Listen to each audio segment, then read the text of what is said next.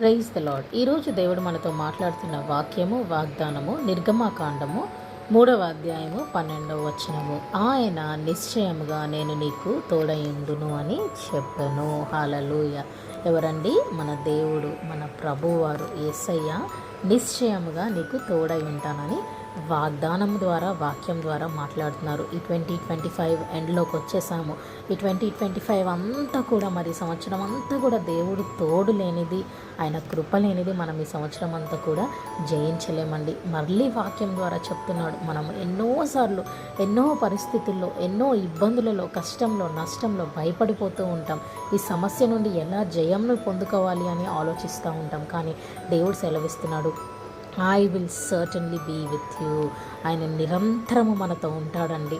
మన చుట్టూ ఒక కంచగా ఉంటాడంట, ఆశ్రయ దుర్గముగా ఉంటాడంట.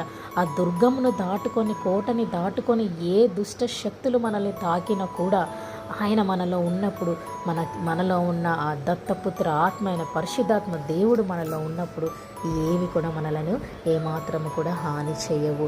ఈరోజు నిన్ను నన్ను ప్రేమించి ఆయన మరి మనలను రక్షించుటకు రక్షకుడిగా ఉదయించాడు. మన పాపములను, రోగములను, శాపములను, దరిద్రతను, పేదరికముని ఆయన మీద వేసుకొని మనలకు ఉచితంగా మనకు ఆయన నీతినిచ్చాడు. ఆ నీతిని మనం కాపాడుకుంటున్నామా? ఆయన రక్షణలోకి మనం నడుస్తున్నామా? ఆయన బిడ్డలంగా ఈ లోకంలో గుర్తింపు పొందుతున్నామా అన్నది ఒకసారి మనము ప్రశ్నించుకున్నాము. మనకు తోడై ఉన్న దేవుడు, మన దేవుడు ఈ లోకంలో ఉన్నవాడికంట గొప్పవాడు.